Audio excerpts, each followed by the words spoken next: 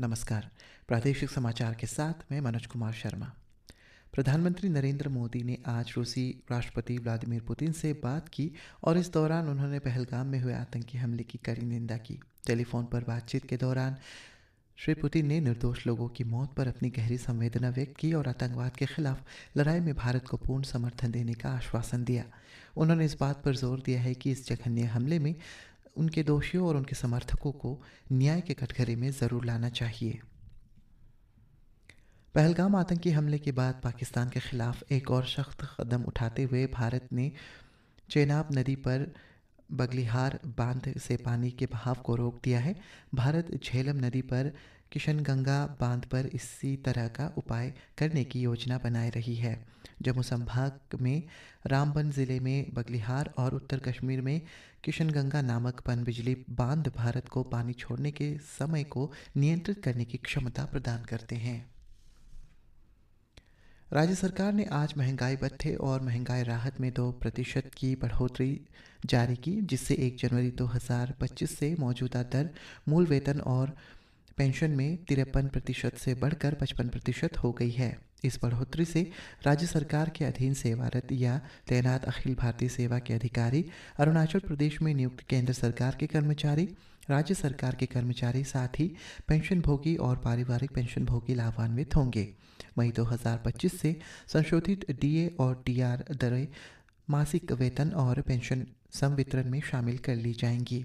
सरकारी कर्मचारियों को बधाई देते हुए मुख्यमंत्री पेमा खांडू ने कहा है कि यह निर्णय राज्य सरकार के अपने कर्मचारियों और सेवानिवृत्त कर्मियों के कल्याण के प्रति प्रतिबद्धता को दर्शाता है। उन्होंने आशा व्यक्त की है कि सरकारी कर्मचारी अपने कर्तव्यों का पूरी ईमानदारी और समर्पण के साथ पालन करके निर्णय का प्रतिदान करेंगे।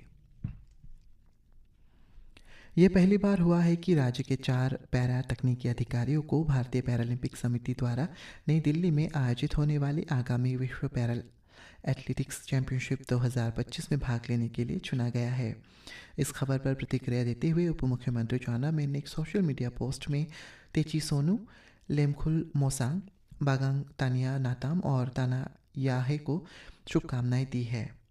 उप मुख्यमंत्री ने कहा है कि राज्य से पहले अंतर्राष्ट्रीय स्तर पर प्रमाणित पैरा तकनीकी अधिकारियों के रूप में उनकी उपलब्धि न केवल व्यक्तिगत सफलता है, बल्कि पैरा एथलीट्स के लिए समावेशिता, समान अवसर और मान्यता की दिशा में एक महत्वपूर्ण कदम है। उन्होंने आशा व्यक्त की है कि इन अधिकारियों की ये यात्रा पूरे राज्य में सकारात्मक बदलाव को प्रेरित करती रहेगी।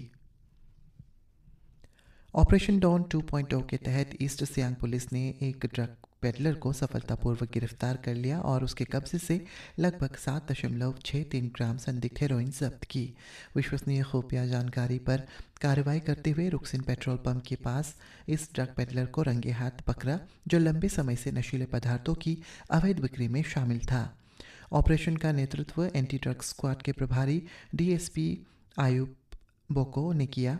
ईस्ट सियांग पुलिस अधीक्षक श्री पंकज लांबा ने एडीएस टीम के प्रयासों की सराहना की और नशीली दवाओं से संबंधित अपराधों के खिलाफ जीरो टॉलरेंस की नीति के लिए जिला पुलिस की दृढ़ प्रतिबद्धता व्यक्त की।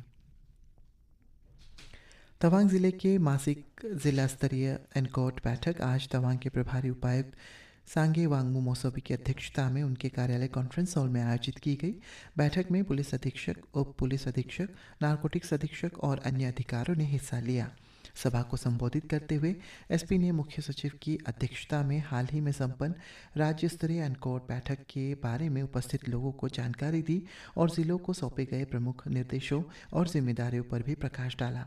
उन्होंने सभी सदस्यों से सहयोग करने और नशीली दवाओं से संबंधित अपराधों के तहत किसी भी जानकारी को तुरंत साझा करने का आग्रह किया। चिंपू पुलिस द्वारा सावधानीपूर्वक योजनाबद्ध एवं बहुराज्यीय अभियान के तहत बड़ी सफलता हासिल करते हुए 3 आरोपियों को गिरफ्तार कर डकैती और मारपीट के एक मामले को सुलझा लिया गया है। ये मामला भारतीय न्याय संहिता 2023 के तहत चिंपू पुलिस स्टेशन में दर्ज किया गया था। और ईटानगर मौसम विभाग ने आज राज्य के पापुमपारे, कुरुंग कुमे, लोअर सुबनसिरी, क्रादादी, कामले, शियोमी, सियांग, वेस्ट सियांग, अंजाव, तिरप, चांगलांग और लोंगडिंग जिलों के लिए येलो अलर्ट जारी किया है। विभाग के अनुसार इन जिलों में अगले 24 घंटों में अलग अलग स्थानों पर बारिश के साथ बिजली गिरने की संभावना है। इसी के साथ ये समाचार बुलेटिन समाप्त हुआ। नमस्कार।